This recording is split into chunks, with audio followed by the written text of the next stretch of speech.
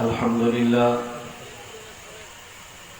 لله نحمده ونستعينه ونستغفره ونؤمن به ونتوكل عليه ونعوذ بالله من شرور أنفسنا ومن سيئات أعمالنا من يهده الله فلا مضل له ومن يضلل فلا هادي له ونشهد أن لا إله إلا الله وحده لا شريك له ونشهد أن سيدنا ومولانا محمدا عبده ورسوله أما بعد فأعوذ بالله من الشيطان الرجيم بسم الله الرحمن الرحيم هو الذي بعث في الأميين رسولا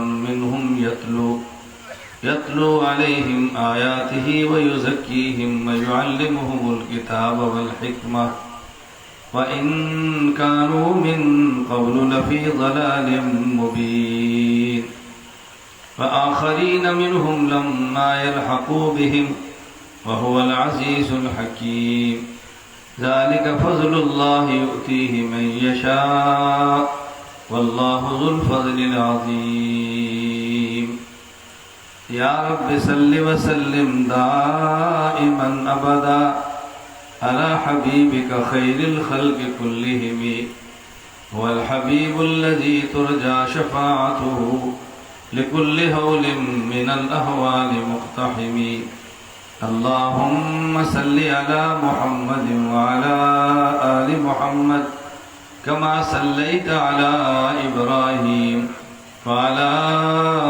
آل إبراهيم إنك حميد مجيد اللهم بارك على محمد وعلى آل محمد كما باركت على إبراهيم وعلى آل إبراهيم إنك حميد مجيد معزز علماء کرام، میرے نہایت واجب الاحترام بزرگوں، مسلک اہل سنت والجماعت احناف دیوبند سے تعلق رکھنے والے نوجوان دوستوں اور بھائیوں، میں نے آپ حضرات کی خدمت میں قرآن کریم کی 3 آیات تلاوت کی ہے، اس لیے کہ میں نے آج کی مجلس میں 3 شخصیات پر بات کرنی ہے۔ میں نے اس کے لیے 3 آیات کی تلاوت کی ہے۔ نمبر 1، نبی الانبیاء، سید الانبیاء، امام الانبیاء، خاتم الانبیاء حضرت محمد صلی اللہ علیہ وسلم۔ نمبر 2، رسول اکرم صلی اللہ علیہ وسلم کی تیار کردہ شخصیات جماعت صحابہ۔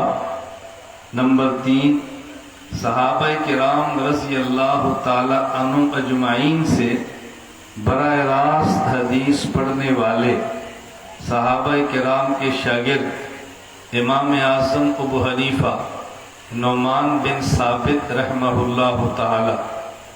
یہ بات ذہن نشین فرما لیں کہ عقائد میں نظریات بھی ہیں، عقائد میں شخصیات بھی ہیں، عقائد میں نظریات بھی ہیں اور عقائد میں شخصیات بھی ہیں۔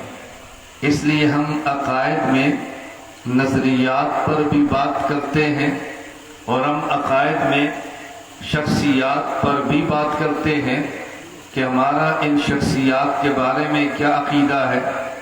حضور اکرم صلی اللہ علیہ وسلم نبی ہیں، حضرت آدم علیہ السلام نبی ہیں، آدم سے لے کے رسول اکرم صلی اللہ علیہ وسلم تک یہ سارے انبیاء ہیں۔ ان میں کئی ایک فرق ہیں، آدم سے لے کر عیسیٰ علیہ السلام یہ انبیاء ہیں، ہمارے پیغمبر نبی الانبیاء ہیں۔ آدم سے لے کر عیسیٰ یہ انبیاء ہیں، ہمارے پیغمبر سید الانبیاء ہیں۔ آدم سے لے کر عیسیٰ انبیاء ہیں، ہمارے پیغمبر امام الانبیاء ہیں، آدم سے لے کر عیسیٰ انبیاء ہیں، ہمارے پیغمبر خاتم الانبیاء ہیں۔ نبی الانبیاء کا معنی کیا ہے؟ نبی وہ ہوتا ہے جس کا کلمہ امت پڑھتی ہے، نبی الانبیاء اسے کہتے ہیں جس کا کلمہ نبی پڑھتے ہیں۔ ہمارے پیغمبر کا اعزاز ہے، آدم سے لے کر عیسیٰ علیہ السلام ان کا کلمہ امتوں نے پڑھا ہے، ہمارے پیغمبر کا کلمہ امتوں نے بھی پڑھا اور انبیاء نے بھی پڑھا۔ لَتُؤْمِنُنَّ بِهِ قرآن کی آیت اس پہ دلیل موجود ہے، دلائل اور بھی ہیں، میں صرف ایک دلیل عرض کر رہا ہوں۔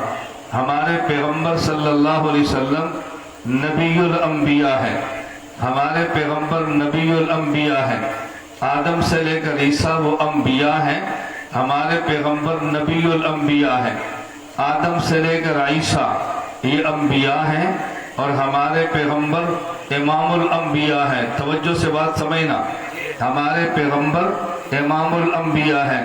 میں ایک بات کہنے لگا ہوں، درمیان میں عرض کرتا ہوں، تفصیل سے بات نہیں کرتا۔ نمازیں دنیا میں 3 قسم کی ہیں، ایک نماز ادنا ہے، ایک نماز اوسط ہے، ایک نماز اعلیٰ ہے۔ ادنا نماز یہ ہے مقتدی امتی ہو، امام بھی امتی ہو۔ اوسط نماز یہ ہے مقتدی امت ہو اور امام نبی ہو، اور اعلیٰ نماز یہ ہے کہ مقتدی انبیاء ہوں اور امام بھی نبی ہو۔ توجہ سے سمجھنا، نماز کی 3 قسمیں ہیں۔ میں مسئلہ حل کرنے لگا ہوں، ہم امام کے پیچھے فاتحہ نہیں پڑھتے۔ کیوں نہیں پڑھتے؟ دلائل اور بھی ہیں، آسان سی دلیل میں دیتا ہوں جو ہر عام کو سمجھ آئے، ہر خاص کو سمجھ آئے۔ مدرسے میں آئے تو اس کو بھی سمجھ آئے، مدرسے نہ آئے تو اس کو بھی سمجھ آئے، مرد بھی سمجھے عورت بھی سمجھے۔ آسان دلیل پیش کرنے لگا ہوں، ہم امام کے پیچھے فاتحہ کیوں نہیں پڑھتے؟ نمازیں 3 قسم کی ہیں، ایک نماز ادنا ہے، ایک نماز اوسط ہے، ایک نماز اعلیٰ ہے۔ ادنا نماز یہ ہے کہ مقتدی امتی ہے، امام بھی امتی ہے۔ اوسط نماز یہ ہے مقتدی امتی ہے، امام نبی ہے۔ اعلیٰ نماز یہ ہے مقتدی بھی نبی ہے اور امام بھی نبی ہے۔ ہمارے سامنے اعلیٰ نماز پوری تاریخ میں ایک بار ہوئی ہے، اس نماز کا نام کیا ہے؟ وہ نماز وہ ہے جو معراج کے موقع پہ امام الانبیاء نے پڑھائی ہے۔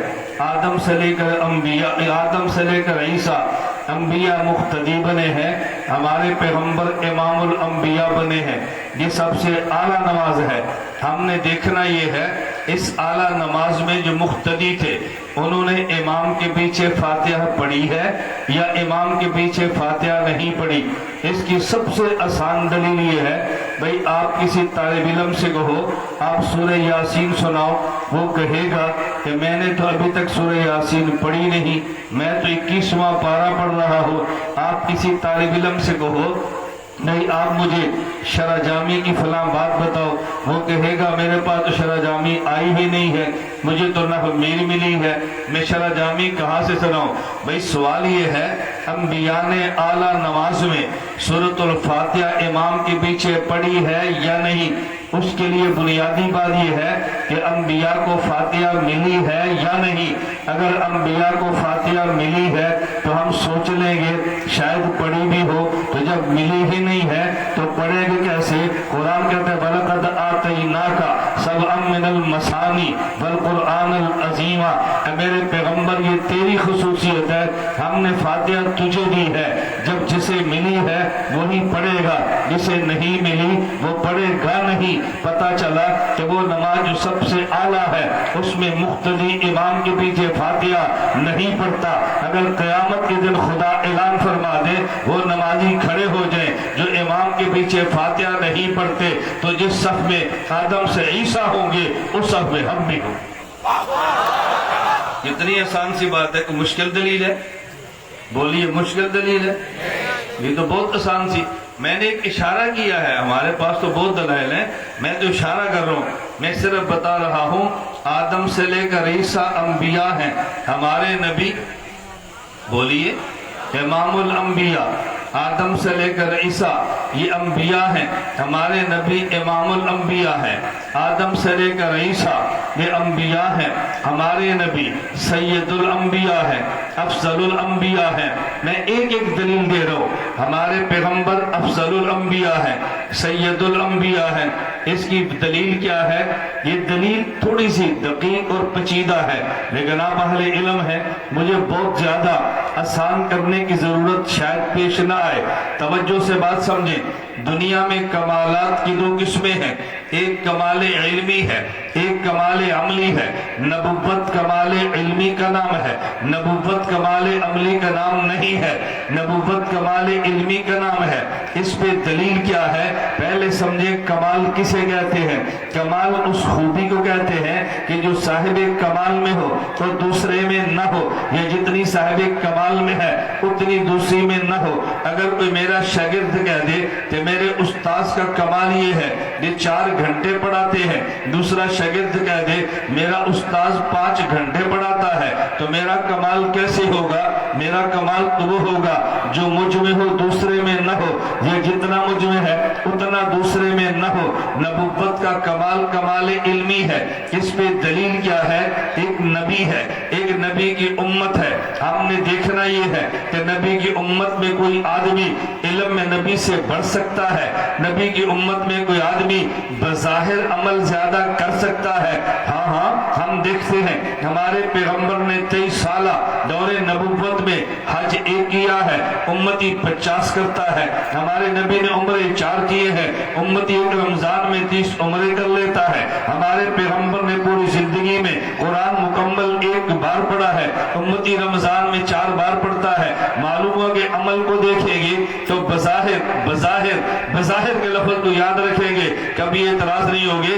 وقت کا میں اس پہ جرا نہیں کر رہا، ورنہ میں بظاہر کی وجہ بتاتا، میں کیوں کہہ رہا ہوں صرف سمجھ لیں۔ بظاہر امتی کبھی عمل نبی سے زیادہ بھی کر لیتا ہے، لیکن علم بظاہر بھی امت کے پاس نبی سے زیادہ نہیں ہوتا۔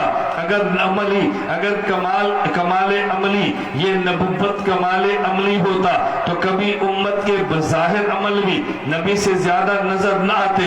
یہ کمال نبوت کمال علمی کا نام ہے، اس لیے امت کا علم کبھی بھی نبی سے زیادہ نہیں ہوتا۔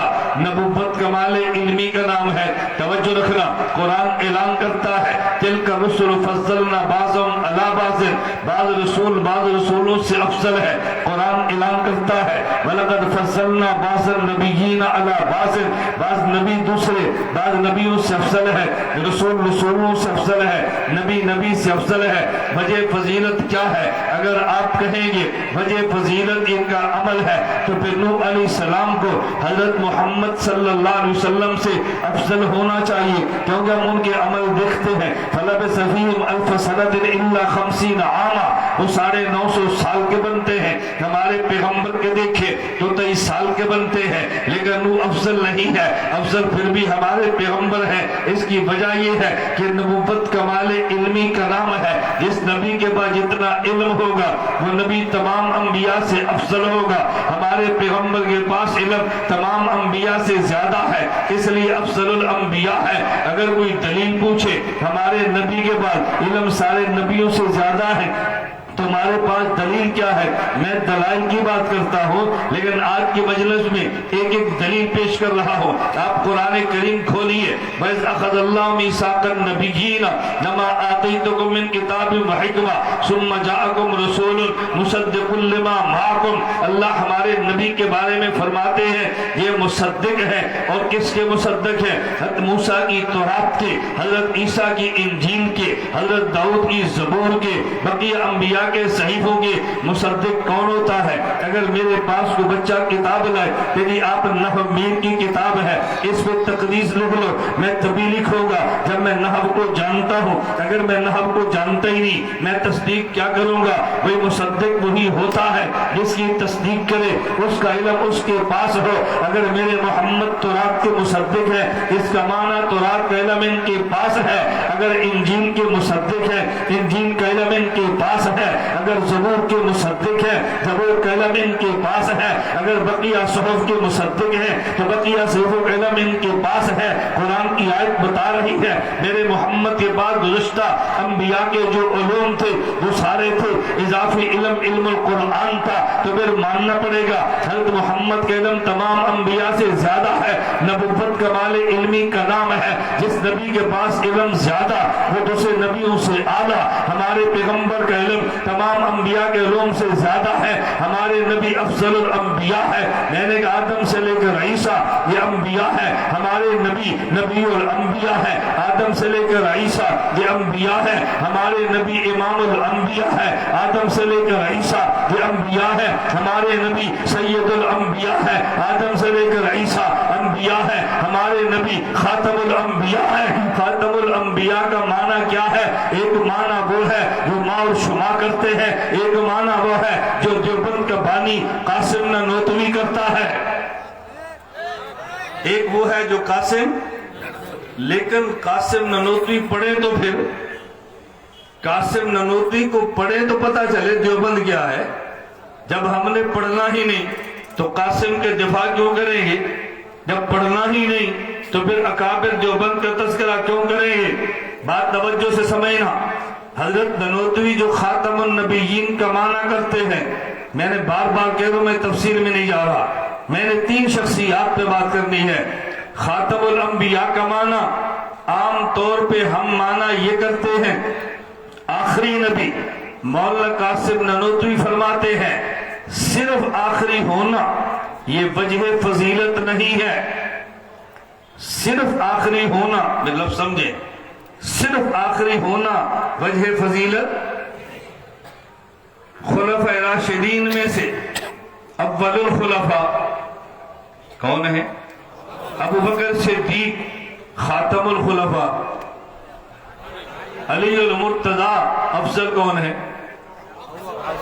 آخری تو وہ ہیں، آپ افضل کیوں نہیں کہتے؟ صرف آخری ہونا یہ وجہ فضیلت نہیں۔ آپ طالب علم ہو، تقدم تأخر کو بالذات کوئی فضیلت نہیں ہے، ساتھ کوئی خارجی کرینہ ہونا چاہیے، ساتھ کوئی، بھئی جلسہ چل رہا ہے، فلاں مولانا سب سے آخر میں بیان کریں گے، کیوں؟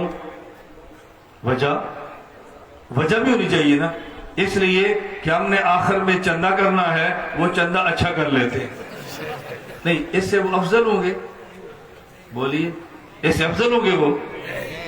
فلاں عالم کا آخر میں بیان کراؤ، وہ سر لگاتے ہیں، لوگ خوش ہو جائیں گے، اس کا معنی وہ افضل ہو گئے۔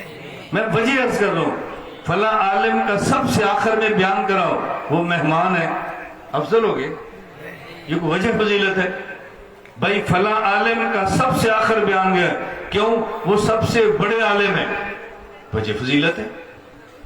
بات سمجھیں، مولانا قاسم نانوتوی فرماتے ہیں صرف آخر میں آنا یہ وجہ فضیلت نہیں ہے، اس لیے صرف یہ نہ کہو آخری ہے، آخری بھی ہیں، توجہ، آخری بھی ہیں، جو ان کو آخری نہ مانے وہ دائرہ اسلام سے خارج ہے۔ وہ آخری بھی ہیں، جو آخری نہ مانے دائرہ اسلام سے خارج ہے، وہ آخری بھی ہیں۔ ایک ہے آخری ہونا کہ ان کا زمانہ بعد میں ہے، اسے خاتمیت زمانیہ کہتے ہیں۔ حضور کو خاتمیت زمانیہ بھی ہے، کیوں ہے؟ میں اس پہ بات نہیں کرتا، اس پہ دلائل ہے کیوں ہے خاتمیت زمانیہ، کیوں ہے؟ آپ کے پاس کوئی اور زمانے میں آئے تو کیا اشکال ہوں گے، اعتراضات کیا ہوں گے، عقلی وجوہ کیا ہوگی؟ ہم کیوں مانتے ہیں؟ آیات اپنی جگہ پر ہے۔ خاتمیت زمانیہ، مولانا قاسم نانوتوی رحمۃ اللہ علیہ فرماتے ہیں ہمارے پیغمبر کو خاتمیت زمانیہ بھی حاصل ہے، خاتمیت ذاتیہ بھی حاصل ہے، خاتمیت زمانیہ بھی ہے، خاتمیت لفظ آپ یاد کرو، سمجھاؤں گا میں، سمجھانا میری ذمہ ہے، لفظ تو یاد کرو نا۔ خاتمیت زمانیہ بھی ہے، خاتمیت ذاتیہ، خاتمیت ذاتیہ کا معنی مولانا قاسم ننوتوی ایک فلسفہ بیان فرماتے ہیں ایک ما بالذات ہے، ایک ما بالعرض ہے۔ کوئی خوبی کسی کی ذاتی ہے، کوئی ذاتی نہیں ہے، اس کی خوبی کسی کی وجہ سے ہے۔ کسی میں کوئی صفت ذاتی ہے، کسی میں ذاتی نہیں ہے، کسی اور سے لی ہے۔ میں مثال دینے لگوں، اگر میرے ہاتھ میں ٹارچ ہے، میں نے ٹارچ کا بٹن دبایا، سامنے دیوار روشن ہو گئی، میں نے ٹارچ کا بٹن بند کیا، روشنی ختم ہو گئی، واپس آ گئی۔ ہم کہیں گے ٹارچ میں روشنی ہے لیکن ذاتی، دیوار پہ روشنی ہے لیکن عرضی، اس کی روشنی بالذات ہے، اس کی روشنی بالعرض ہے۔ بالذات اور بالعرض کا قانون یہ ہے کہ بالذات سے صفت نکلتی ہے، واپس بالذات میں آگے جمع ہوتی ہے۔ میں نے یوں ٹارچ جلائی ہے، اس سے روشنی نکلی، دیوار پہ پڑی ہے، جب میں نے ٹارچ بند کی ہے تو واپس روشنی ٹارچ میں آ گئی ہے۔ ما بالذات کا قانون یہ ہے، ما بالذات سے چیز نکلتی ہے، واپس ما بالذات میں آتی ہے۔ آدم سے لے کر عیسیٰ یہ نبی ہیں، ان کی نبوت بالعرض ہے، میرا محمد نبی ہے، ان کی نبوت بالذات ہے۔ اس کا مطلب کیا ہے؟ نبوت چلی بھی ان سے ہے، ختم بھی ان پر ہے، یہ اول بھی ہیں آخر بھی ہیں۔ نبوت چلی بھی ان سے ہے، ختم بھی ان پر ہے، یہ اول بھی ہیں آخر۔ آپ نے نام سنے ہیں حضور نبی اول بھی ہیں، یہ نبی اول اور آخر کیسے ہیں؟ بھائی اگر نماز پڑھتے ہیں، ایک آدمی صف اول کا نمازی ہے، ایک صف آخر کا نمازی ہے، لیکن ایک ہی صف اول کا بھی ہو، صف آخر کا بھی ہو، یہ کیسے ہو سکتا ہے؟ ہمارے نبی اول بھی ہیں، نبی آخر بھی ہیں۔ میں ایک جملہ کہنے لگا، مولانا قاسم ننوتوی کا کمال یہ تھا، منقول کو معقول بناتے، معقول کو محسوس بناتے۔ مجھے کہا طلبہ کا مجمع ہے تو میں طلبہ والی باتیں کروں گا نا۔ مولانا کا کیا ان کا خاصہ تھا؟ منقول کو معقول بناتے، معقول کو دیکھیں میں بنانے لگا ہوں۔ منقول معقول کیا ہوتا ہے، معقول محسوس کیا ہوتا ہے؟ لوگ کہتے ہیں قاسم ننوتوی کتابیں سمجھ نہیں آتی۔ میں نے کہا ہم سے سمجھو، نہیں سمجھ آتی تو ہم سے سمجھو نا، کیوں جھوٹ بولتے ہو؟ بھائی نہیں سمجھ آتی تو آپ کو نہیں آتی نا، جن کو آتی ہے ان سے پڑھ لو۔ اب سمجھ بھی نہیں آتی، سمجھنی بھی نہیں ہے، پھر کیا نا بہت مشکل ہے۔ کیا مشکل ہے؟ میں کتنا آسان آپ کو سمجھا رہا ہوں، توجہ رکھنا۔ ہمارے نبی اول بھی ہیں، نبی آخر بھی ہیں۔ آپ کاغذ لیتے ہیں، توجہ، آپ کاغذ لیتے ہیں اور کاغذ پہ آپ دائرہ بناتے ہیں، دائرہ بنانے کے لیے پرکار لیتے ہیں، دائرہ بنانے کے لیے پرکار لیتے ہیں۔ آپ نے پرکار کا کونا رکھا اور اس کے بعد یوں گول خط کھینچا، اس گول خط کا نام دائرہ ہے، گول خط کا نام دائرہ ہے۔ جب پرکار رکھی ہے، پینسل رکھی ہے تو نیچے نقطہ لگا ہے، اسے مرکز کہتے ہیں۔ یہ جو گول خط ہے اسے دائرہ کہتے ہیں۔ ایک دائرہ ہے، ایک مرکز دائرہ ہے۔ یہ جو نقطہ لگا، یہ لگا تو ہے، نظر آ نہیں رہا، اوپر پرکار رکھی ہے، یہ گول خط بن رہا ہے، نظر آ بھی رہا ہے۔ دائرہ بنتا تو بعد میں ہے، نظر پہلے آتا ہے، اور مرکز دائرہ یہ بنتا تو پہلے ہے، نظر بعد میں آتا ہے۔ مولانا قاسم ننوتوی فرماتے ہیں آدم سے لے کر عیسیٰ یہ دائرہ نبوت ہے، میرے محمد مرکز دائرہ نبوت ہے۔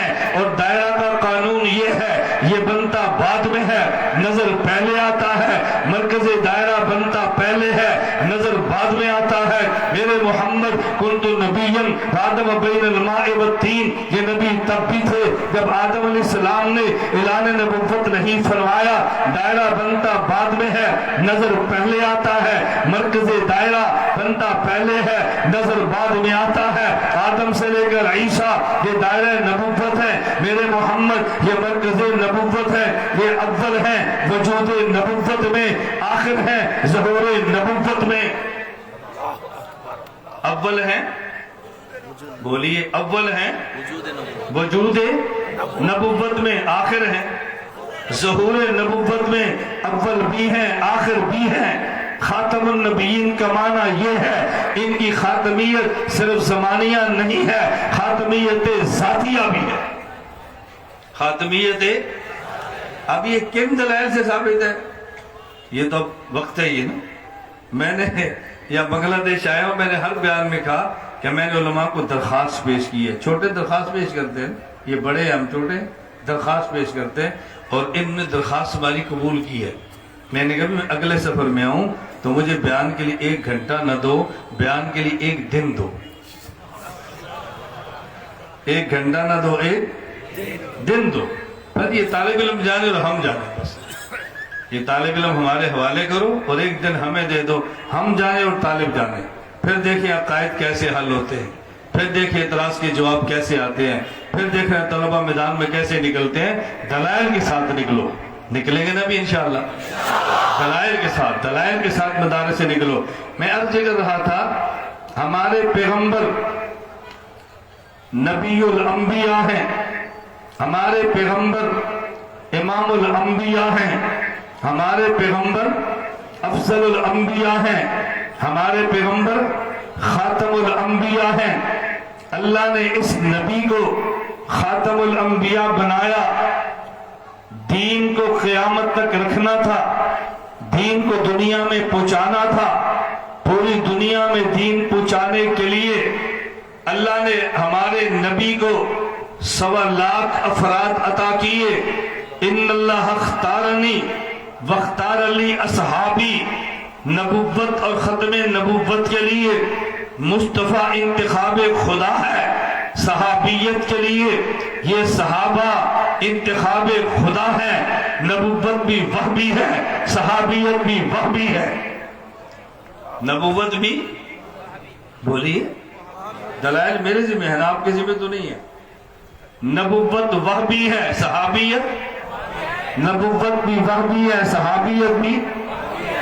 ان اللہ اختارنی واختار لی اصحابی، ما تزوجت بشیء من نسائی وما زوجت بشیء من بناتی الا بوحی جاء به جبرائیل۔ میں نے بیٹی دی ہے، انتخاب خدا ہے، میں نے بیٹی لی ہے، انتخاب خدا ہے۔ نبوت کے داماد بھی وہ بھی ہیں، نبوت کی بیویاں بھی انتخاب مصطفیٰ نہیں ہے، انتخاب خدا ہے، انتخاب مصطفیٰ نہیں ہے، انتخاب خدا ہے۔ میں نے کہا نمبر خاتم النبیین، اور ان کے بعد آپ کے صحابہ، ان کے بعد صحابہ، ہمارے پیغمبر محمد الرسول اللہ یہ اللہ کے رسول ہیں، اور ہمارے پیغمبر کے صحابہ الحمدللہ الذی وفق رسول رسولہ لما یرضی بہ رسولا، الحمدللہ الذی وفق رسول رسولہ، توجہ کرنا، محمد الرسول اللہ الحمدللہ الذی وفق رسول رسولہ۔ ترمذی اٹھائے، حضرت انس فرماتے ہیں ان عثمان کان رسول اللہ، ان عثمان کان رسول اللہ۔ پیغمبر حدیبیہ میں ہے، عثمان مکہ میں ہے، حضرت عثمان حدیبیہ میں رسول خدا ہے، عثمان مکہ میں رسول مصطفیٰ ہے۔ ان عثمان کان رسول اللہ، ان الذین یبایعونک انما یبایعون اللہ یداللہ فوق ایدیہم، پیغمبر نے بیعت فرمائی، فرمایا یہ ہاتھ عثمان کا ہے۔ میں ترجمہ کرنے لگا، محمد رسول خدا ہے، صحابی رسول مصطفیٰ ہے، اس کا معنی یہ ہے نبی نمائندہ خدا ہے، صحابی نمائندہ مصطفیٰ ہے، نبی نمائندہ خدا ہے، صحابی نمائندہ مصطفیٰ ہے۔ جب حضور آئے ہیں نبوت ختم ہو گئی، جب حضور گئے ہیں صحابیت ختم ہو گئی۔ آپ کے آنے پہ ختم نبوت ہے، آپ کے جانے پہ ختم صحابیت ہے۔ آپ کے آنے کے بعد کوئی نبوت کا دعویٰ کرے دائرہ اسلام سے خارج ہے، آپ کے جانے کے بعد کوئی صحابیت کا دعویٰ کرے وہ دائرہ اسلام سے خارج ہے۔ آپ آئے ہیں نبوت ختم، آپ گئے ہیں صحابیت ختم۔ نبی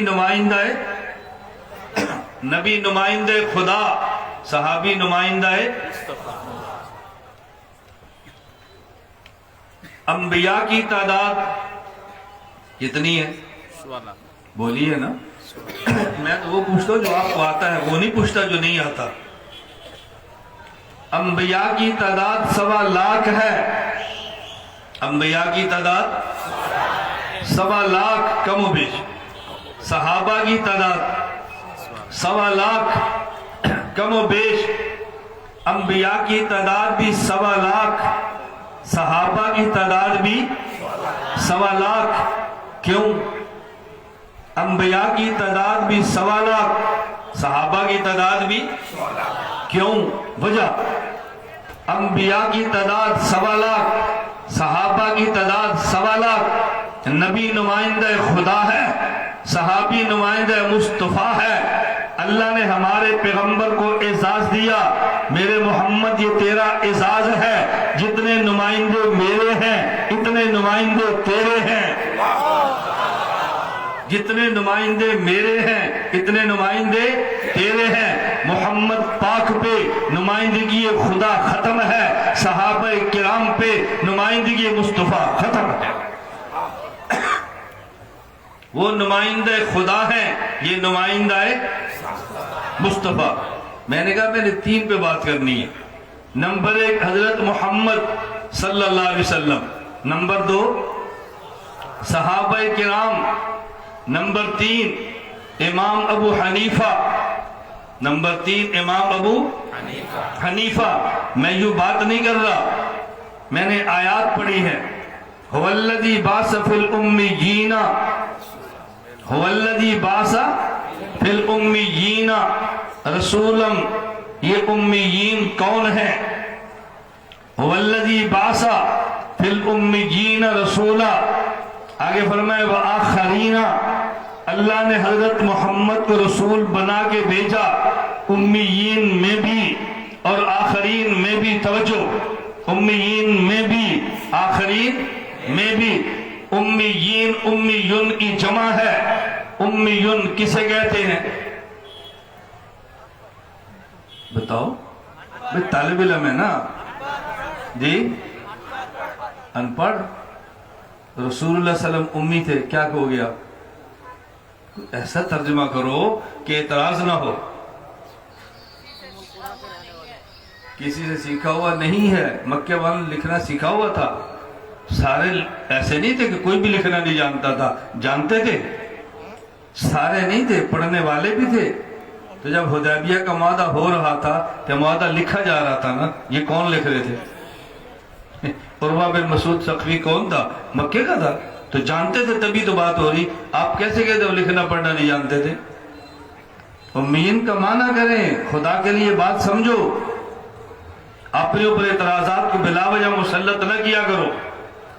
سمجھنا، جس دور میں قرآن نازل ہوا اس دور میں اہل کتاب بھی تھے، اہل کتاب کے علاوہ عرب بھی تھے۔ توجہ سے بات سمجھنا، جب یہ قرآن نازل ہوا ایک علاقہ جزیرۃ العرب کا عرب تھے، ادھر روم ہے ادھر ایران ہے۔ عربوں نے یہ 2 اصطلاحیں گھڑی، عرب اپنے آپ کو عرب کہتے اور اپنے غیر عرب کو عجم کہتے، خود کو عرب کہتے، غیر عرب کو۔ ہم کون ہیں؟ ہم گونگے ہیں، اتنی تو عربی بھی نہیں کر سکتے، جتنی ہم کرتے ہیں اتنی تو عربی بھی نہیں کر سکتے۔ استنبول میں حسن قرات کا مقابلہ ہوا ہے، اول آنے والا بنگلہ دیش کا تھا، آپ کے علم ہے؟ ترکی استنبول میں مقابلہ حسن قرات ہوا، اول بنگلہ دیش نے لی ہے پہلی پوزیشن، عربوں نے نہیں لی۔ تو ہم گونگے ہیں، اس کا کیا معنی ہوگا؟ اس کا معنی سمجھو، پھر امی کا معنی سمجھے۔ جس دور میں قرآن نازل ہوا اس دور میں دو اصطلاحیں چلتی تھی، ایک اصطلاح اہل عرب کی، ایک اصطلاح ایران اور فارس اہل عجم کی۔ اہل عرب غیر عرب کو عجمی کہتے، غیر عرب کو عجمی کہتے ہم ایسی زبان بولتے ہیں، ہماری زبان ایسی ہے کہ ہمارے علاوہ گویا کہ لوگ گونگے ہیں۔ اور یہ جو روم ایران والے تھے وہ خود کو کہتے ہم متمدن ہیں اور یہ امی ہیں، ہم متمدن ہیں اور یہ امی کا معنی کیا ہوتا ہے؟ امی منسوب الالام ہے، امیون ماں والا۔ یہ تو ایسے ہیں جیسے کو ماں کے پاس بیٹھا ہو اور باہر کی دنیا کو جانتا ہی نہ ہو۔ عرب ان کو عجم کہتے، یہ ان کو امی کہتے۔ تو عرب کا معنی جیسے آجمیون قرآن کریم میں ہے، آجمیون و عربی، تو جب عربی عجمی مقابلے میں آ رہے ہیں، عجمی کا معنی گنگا نہیں ہے، عجمی کا معنی غیر عرب ہے۔ تو جب آخرین امیین کے مقابلے میں آ رہا ہے تو امیین کا معنی ان پڑھ تب کرو جب آخرین کا معنی پڑھا لکھا ہو، تب کرو نا۔ سمجھ آ رہی بات؟ والذی بعث فی الامیین و آخرین، آخرین کا کیا معنی ہے؟ پڑھے لکھے۔ تو پھر امیین کا معنی ان پڑھ کیسے کریں گے؟ آجمی و عربی، جب عربی عجمی مقابلے میں آگے، اب عجمی کا معنی گنگا نہیں ہے، عجمی کا معنی غیر عرب۔ اور جب امیین آخرین کے مقابلے میں آ گیا، اب امیین کا معنی کیا ہے، آخرین کا معنی کیا ہے؟ یہ عجم والے جنہیں عرب عجم کہتے، یہ عجم ان کو امیین کہتے۔ عجم ان کو، بھئی جب وہ کہتے تم گنگے ہو تو کچھ انہوں نے بھی تو کہنا تھا نا۔ ایک بندہ سفید اور ایک کالا ہو اور سفید کہہ دے تو کالا ہے، تو کالا کچھ کہے گا یا نہیں کہے گا؟ تو کہے تو چھوٹا ہے، میرا قد دیکھ، تو مجھ سے بھی چھوٹا ہے، کچھ تو کہے گا نا۔ تو جب عرب نے کہا تم عجم ہو، ہم نے کہا تم امی ہو، تم کیا ہو؟ امی ہو۔ اس دور کی اصطلاحات چلتی تھی، اس دور میں اصطلاحات تھی۔ تیسرے مدینہ میں اہل کتاب تھے، وہ نہ خود کو عجم کہتے نہ خود کو امی کہتے، وہ کہتے نحن اہل الکتاب، نحن اہل الکتاب، حالانکہ وہ عرب میں رہتے تھے تو وہ کہتے ہم اہل کتاب ہیں۔ اب بات سمجھنا، والذی بعث فی الامیین رسولا منہم، اللہ کے نبی رسول بن کر آئے ہیں امیین کے لیے بھی، آخرین کے لیے بھی۔ امیین سے مراد جزیرت العرب کے عرب ہیں، آخرین سے مراد جزیرت العرب۔ توجہ رکھنا، میں بڑی بحث کرنے لگا ہوں علمی آسان لفظوں میں۔ امیین کے لیے بھی، آخرین کے لیے بھی۔ امیین کہتے ہیں جزیرت العرب کے عرب کو، آخرین کہتے ہیں جزیرت العرب کے باہر کے لوگوں کو۔ اللہ فرماتے ہیں ہم نے آپ کو نبی بنا کر بھیجا براہ راست امیین میں، براہ راست امیین میں، اور براہ راست امیین میں اور بالواسطہ آخرین میں۔ ہم نے آپ کو نبی بنا کے بھیجا براہ راست امیین میں۔ قرآن کہتے ہیں والذی ارسل رسولہ بالہدی ودین الحق لیظہرہ علی الدین کلہ۔ خدا اپنا تعارف کروا رہے ہیں کہ میں وہ ہوں جس نے محمد مصطفیٰ کو دین حق دے کر بھیجا تاکہ دین حق کو تمام ادیان باطلہ پر غالب کر دے۔ مجھے آپ بتاؤ جب اللہ کے نبی دنیا سے گئے ہیں کیا یہ دین ایران پہ غالب آ گیا تھا؟ بولی، ایران میں تو بھی گئے ہی نہیں تھے، غالب آ گیا تھا، روم پہ آ گیا تھا، اللہ فرماتے ہیں ہم نے رسول بنا کے بھیجا تاکہ تمام ادیان پر غالب کر دے. اور قرآن کہتے ہیں اذا جاء نصر اللہ والفتح ورأیت الناس يدخلون فی دین اللہ افواجا. یہ افواجا جزیرۃ العرب کی تھی یا باہر کی تھی؟ باہر کی. ایران والے آگے تھے اور روم والے آگے تھے. اور بھئی افواج کون تھے؟ نبی کے دور میں کلمہ پڑھ کے آنے والے کون تھے؟ یدخلون فی دین اللہ افواجا. توجہ، یمن سے آئے وہ جزیرۃ العرب میں ہے، عراق سے آئے وہ جزیرۃ العرب ہے. جزیرۃ العرب کی حدود سمجھو، کبھی اشکال پیدا نہ ہو. یدخلون فی دین اللہ افواجا فسبح بحمد ربک واستغفر انہ کان توابا.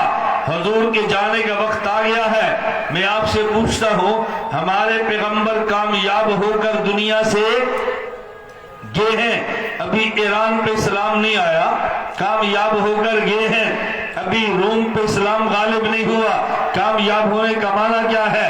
والذی باسا فی الامیین. خدا نے براہ راست آپ کو امیین میں بھیجا، براہ راست جزیرۃ العرب میں بھیجا. اور جزیرۃ العرب کے ہر فرد نے کلمہ پڑھ کے آپ پر ایمان لائے. اور جزیرۃ العرب میں جتنے ادیان تھے ان تمام ادیان پر آپ نے دین کو غالب فرما دیا. میرے پیغمبر غالب گئے ہیں. غالب ہونے کا معنی جزیرۃ العرب میں آپ نے ادیان باطلہ کو مٹا دیا اور جزیرۃ العرب سے باہر مٹانے کے لیے ایک جماعت کو تیار فرما دیا. سمجھ آئی؟ جزیرۃ العرب میں آپ نے ادیان باطلہ کو مٹا دیا اور جزیرۃ العرب سے باہر مٹانے کے لیے آپ نے جماعت کو تیار فرما دیا. ایران اللہ کے نبی نہیں گئے، آپ کی جماعت گئی ہے. روم آپ نہیں گئے، آپ کی جماعت صحابہ گئے ہیں رضی اللہ عنہم. مجھے اس پہ ایک چھوٹا سا نہیں چاہیے نہیں، یہ بس اوقات مائک آواز کھینچتا ہے.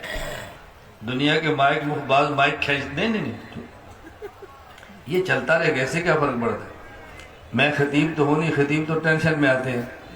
میں کون سا خطیب ہوں بھائی؟ درس گاہ میں سبق ہوتا ہے، یہ چلے گا تب بھی پڑھائیں گے، نہیں چلے گا تب بھی پڑھائیں گے، کیا فرق پڑتا ہے؟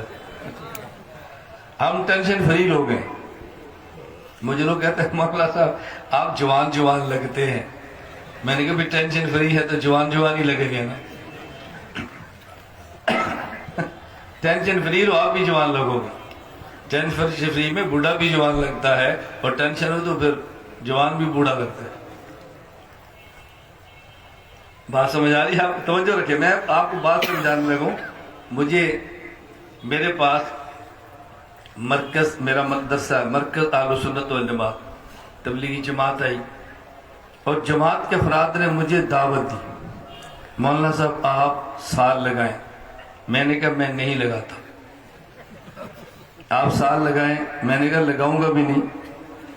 میں اب بھی کہہ رہا نہیں لگاؤں گا. میں نے کہا بھی میں نہیں لگاؤں گا. انہوں نے کہا جی آپ کو لگانا چاہیے. میں نے کہا بھی توجہ رکھنا میں نہیں لگاؤں گا. تو مجھے کہتے ہیں کیا سال نہیں لگانا چاہیے؟ میں نے کہا لگانا چاہیے. مسئلہ سال لگانے کا نہیں، مسئلہ میرے سال لگانے کا ہے. میں نہیں لگاؤں گا. مجھے کہتے ہیں کیوں؟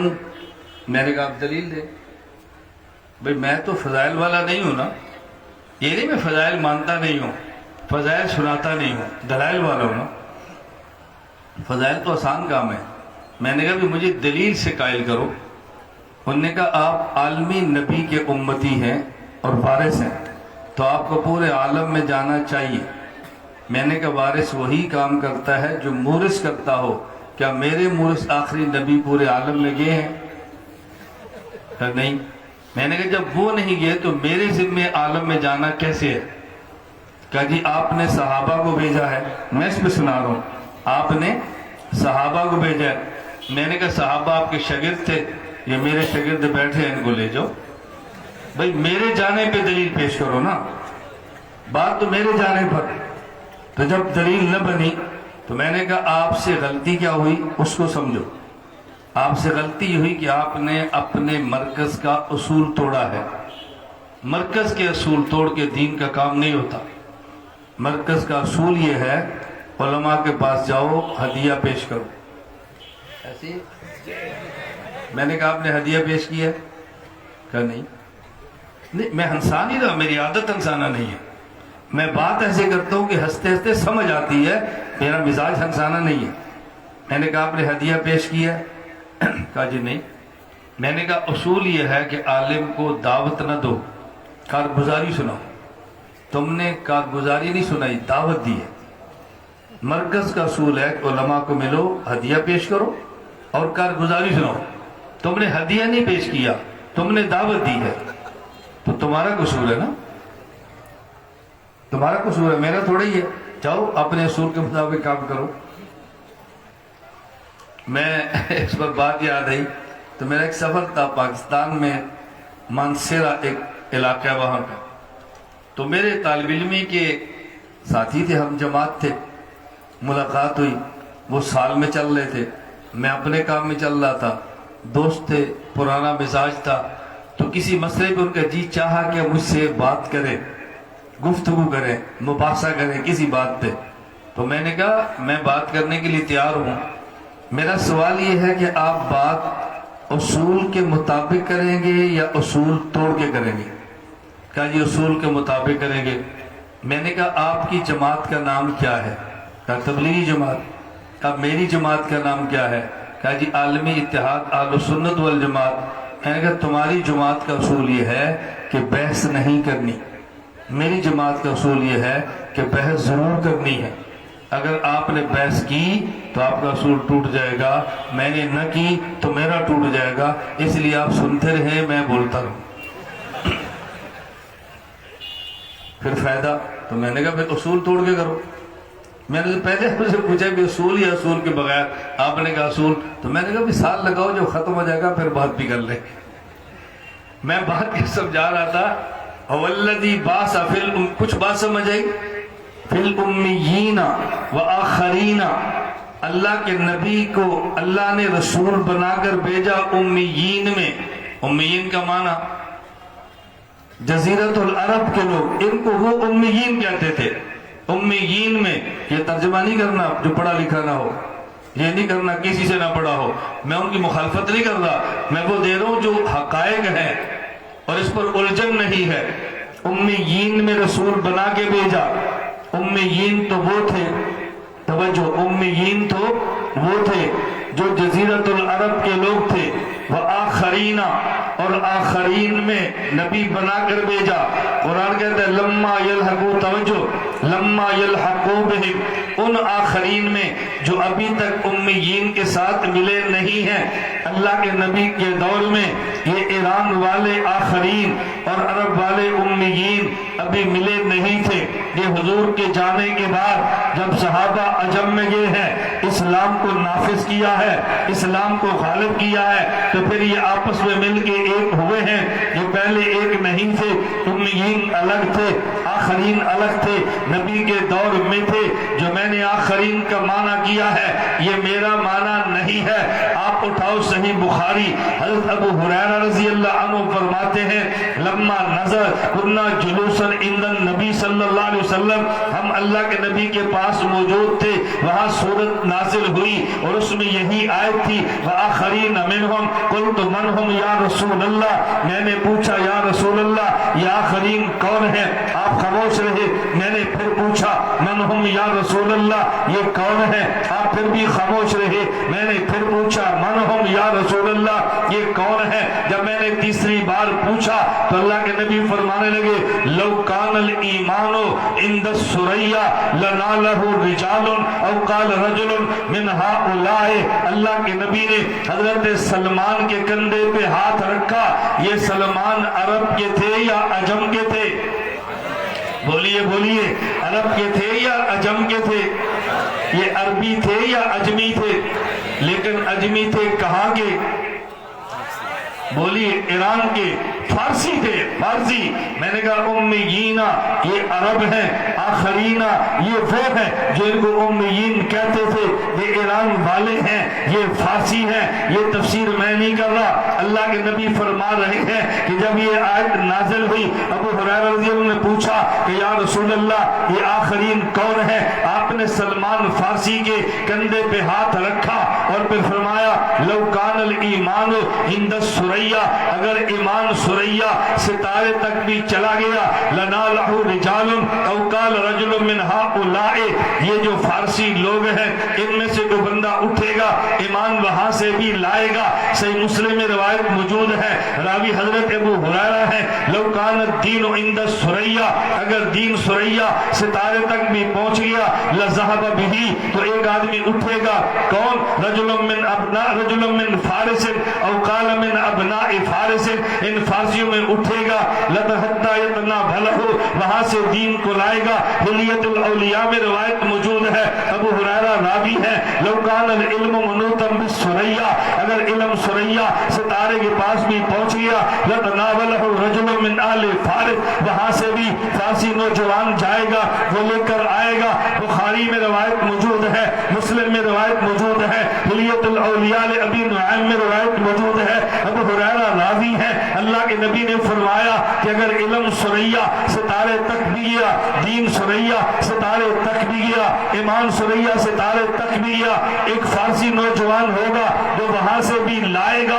हजरत इमाम जलालुद्दीन सयूती ये हनफी नहीं है, ये शाफी है, अबू हनीफा के मुक़ल्लिद नहीं है, इमाम शाफी है। यही हजरत इमाम सयूती फरमाते हैं, तब ये जो सहीफा में बड़े खुल के फरमाया कद बशरन नबी सल्लल्लाहु अलैहि वसल्लम बिल इमाम अबी हनीफा फी हाज़िल हदीस, अल्लाह के नबी ने इस हदीस में बशारत अबू हनीफा की दी है, बशारत अबू हनीफा की। मैंने कहा तीन तबके, नंबर एक रसूलन सूरत जुमा में है, नंबर दो उम्मीयीना सूरत जुमा में है, आखरीना उसी सूरत में है। मैं इसलिए कह रहा हूँ मेरे जुमले पर गौर करना। मैं कहता हूँ हजरत इमाम अबू हनीफा ये कौन है? ये मेरे पैगंबर की बशारत है। ये कौन है? मेरे नबी की बशारत है। मैं नहीं कह रहा, सयूती कह रहा है, मैं हनफी नहीं कह रहा, शाफी कह रहा है। मेरी बात पे गौर मत करो, मैं हवाले दे रहा हूं। मेरा नबी हजरत पैगंबर सल्लल्लाहु अलैहि वसल्लम की बोलिए बशारत है। मैं हजरत इमाम हनीफा मेरे पैगंबर की बशारत है। मैं एक लफ्ज और भी कह देता हूं, तवज्जो से बात समझना। हजरत इमाम अबू हनीफा के पोते इस्माइल बिन हम्माद बिन अबू हनीफा, इस्माइल बिन हम्माद कहते हैं वुलिद जद्दी फी सनत समानीना, मेरे दादा अबू हनीफा 80 हिजरी में पैदा हुए। वज़हब साबितुन, और मेरे परदादा अबू हनीफा के वालिद साबित, वज़हब साबितुन इला अली इब्न अबी तालिब रज़ी अल्लाह अन्हु, अली बिन तालिब के पास गए, फदआलहु बिल बरकति फीहि व फी ज़ुर्रियतिही, हज़रत अली ने साबित के लिए और साबित की औलाद के लिए बरकत की दुआ की है। वनहनु नरजू मिनल्लाह अन यकूना क़द इस्तजाबल्लाहु ज़ालिका लिअली इब्न अबी तालिब फीना, और कहते मुझे लगता है अल्लाह ने अली बिन अबी तालिब की बरकत की दुआ हमारे हक में कबूल की है। ये मैं नहीं कह रहा, मैं हवाले दे रहा हूँ उस बुनियाद पे। कहते हो अगर कोई तुमसे पूछे अबू हनीफा कौन है तो तुझे गरज के कहना चाहिए अबू हनीफा मेरे मोहम्मद की बशारत है, अली की दुआ की बरकत है। अल्लाह के नबी की और अली की दुआ की बरकत है। अली कौन है? अना मदीनतुल इल्म वालियुन बाबुहा, अना मदीनतुल इल्म वालियुन बाबुहा। तवज्जो, हुजूर ने फरमाया लौ कानल इल्मु इंद सुरैया अना मदीनतुल इल्म वालियुन बाबुहा। पैगंबर ने सुरैया सितारे की बात की है। आप नजूम को पढ़ लें, सुरैया सितारा, ये सितारों में دور ترین کا ستارہ ہے، یہ سب سے دور والا ثریا ستارہ ہے۔ پیغمبر کی حدیث پہ غور کرنا، صلی اللہ علیہ وسلم فرمایا صحابی کم نجوم فبأیہم اقتدیتم اہتدیتم، میرے پیغمبر نے صحابہ کو نجوم فرمایا، ستارے فرمایا، ان میں ایک ستارہ آسمان والوں میں ثریا بھی ہے۔ پیغمبر کے صحابہ یہ ستارے ہیں تو دیکھ لیتے ہیں، نبی کے ستاروں میں دور والا ستارہ کون سا ہے؟ ابو طفیل عامر جوہنی ہے، 110 ہجری میں پیدا ہوا۔ جب ابو ہریرہ 30 سال کے تھے، آخری ستارے کے پاس جانے والا حضرت امام ابو حنیفہ ہے، وہ 110 ہجری میں جا رہے ہیں۔ ابو حنیفہ 80 ہجری میں پیدا ہوئے، امام ابو حنیفہ نے آخری ستارہ ابو طفیل عامر جوہنی کی 30 سالہ دور پایا ہے۔ کتنے سال کا؟ 30 سال کا۔ میں صرف یہ بات کہہ رہا تھا، میں بات سمیٹتا ہوں۔ نمبر 1 ہمارے نبی خاتم الانبیاء، نمبر 2 صحابی، نمبر 3 امام ابو حنیفہ۔ توجہ، 3 لفظ یاد رکھ لیں، میں پھر کسی جلسے میں اس کو تفصیل سے کر دوں گا۔ عقیدہ ذہن میں رکھ لیں، نبی معصوم ہے، بولیے بولیے، نبی صحابی محفوظ ہے، مجتہد معجور ہے۔ عقیدے یاد رکھیں، نبی معصوم ہے، صحابی محفوظ ہے، مجتہد معجور ہے، اجر سے معجور ہے۔ آپ یقین فرمائیں، میں کون سی باتیں عرض کروں، آپ کو تعجب ہوگا، میں ایسی باتیں باعث سٹیج پہ نہیں کرتا، نہیں ہوں نہیں ہوں، کتنا کھل کر میں کہہ رہا ہوں، اس غلط فہمی میں کبھی نہ رہنا۔ میں محقق نہیں ہوں، میں ناقل اور شارح ہوں، اپنے اکابر کی بات کہتا ہوں، انہی کو سمجھاتا ہوں۔ بھئی تحقیق تو تب کریں جب ہمارے پاس کوئی چیز موجود نہ ہو۔ بھئی میں آپ کے پاس مہمان بن کر آیا ہوں، جب آپ ہی 10 قسم کے کھانے مجھے بنا کر دے دیں تو مجھے ضرورت ہے کہ میں خواہ 11واں کھانا بنا کر 11ویں شروع کر دوں؟ نہیں سمجھے؟ ایک تو تمہارا ذوق نہیں ہے، تو میں کیسے سمجھائیں؟ بھئی آپ 10 کھانے پیش کریں تو میں 11واں کیوں بناؤں گا؟ جب ہمارے کعبے نے سب کچھ دیا ہے تو اب ہمیں مزید تحقیق کی کیا ضرورت پڑی ہے؟ جملے یاد رکھیں پھر بیان کر لیں۔ نبی معصوم ہے، صحابی اور مجتہد۔ معصوم ہونے کا معنی یہ ہے اللہ نبی سے گناہ ہونے دیتے نہیں۔ محفوظ ہونے کا معنی یہ ہے صحابی سے گناہ ہو جاتا ہے، اس کے نامہ اعمال میں رہنے دیتے نہیں۔ معجور کا معنی یہ ہے کہ مجتہد سے خطا ہو جاتی ہے، اس خطا پر بھی اس کو اجر ہی دیتے ہیں۔ نبی بولیے معصوم ہے، صحابی محفوظ ہے، مجتہد۔ معصوم کا معنی یہ نہیں کرنا کہ نبی گناہ کرتا نہیں ہے۔ معصوم کا معنی اللہ نبی سے گناہ ہونے دیتا نہیں ہے، لِنَصْرِفَ عَنْهُ السُّوءَ، ہم گناہ کو دور کر دیتے ہیں۔ صحابی محفوظ ہے، محفوظ کا معنی یہ نہیں ہے ان سے گناہ ہوتا نہیں، گناہ ہو جائے خدا نامہ اعمال میں رہنے دیتا نہیں ہے۔ مجتہد معجور ہے، اس کا معنی یہ نہیں خطا ہوتی نہیں، ہو جاتی ہے، اس خطا پر بھی خدا اجر ہی دیتا ہے۔ میں آخری بات کہتا ہوں، مدینہ منورہ میں مسجد نبوی میں میں بیٹھا ہوا تھا، ایک آدمی نے فون کیا، پرانی بات ہے، ملنا ہے، میں نے کہا جو کہاں؟ میں نے کہا فلان جگہ پہ بیٹھا ہوں، آئے، کہا جی یہاں کیوں بیٹھے ہیں؟ میں نے کہا توجہ، یہاں کیوں بیٹھے ہیں؟ میں نے کہا بتا دوں یا دکھا دوں؟ توجہ رکھنا، یہاں کیوں بیٹھے ہیں؟ میں نے کہا بتا دوں یا دکھا دوں؟ میں نے کہا بتاتے ہیں جس کا علمی ذوق ہو، اور دکھاتے ہر کسی کو ہے۔ میں نے کہا میں تجھے دکھا دیتا ہوں، آپ بھی جانا مدینہ منورہ میں جا کر دیکھنا، آپ کو پھر مزہ آئے گا۔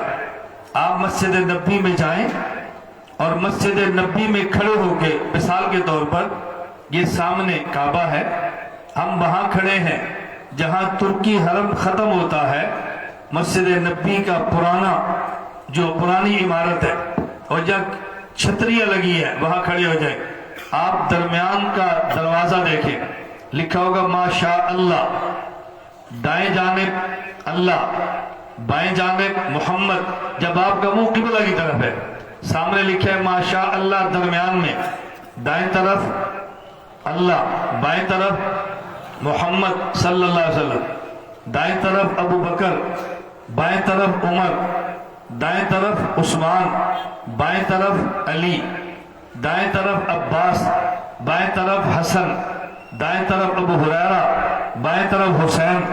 اب ذرا پیچھے دیکھیں، اب پیچھے آئیں، قبلہ ادھر ہو گیا، پیچھے دیکھیں، آپ روزہ کے سامنے پہلا ستون دیکھیں، وہاں لکھا ہوگا نعمان بن ثابت، کیا لکھے؟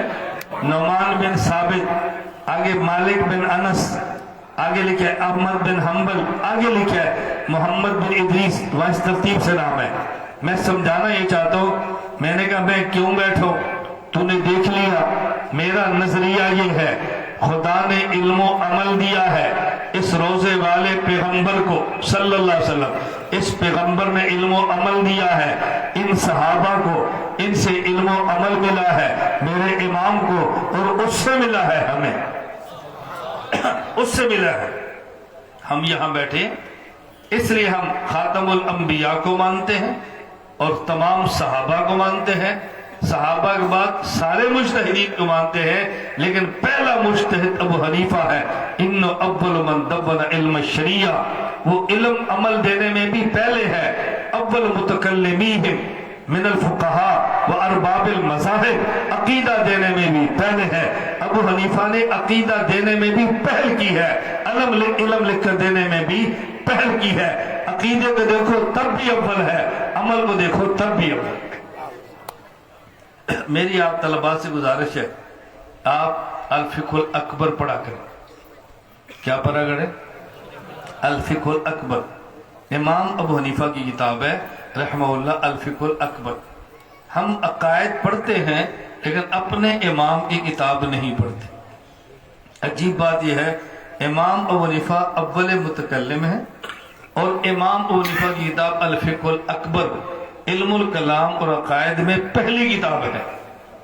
امام متکلم بھی اول ہے، ان کی کتاب عقیدے کی پہلی کتاب ہے، ہم کہلواتے بھی حنفی ہیں، تو ہمیں الفقہ الاکبر پڑھنی چاہیے کہ نہیں؟ بولو، پڑھنی چاہیے۔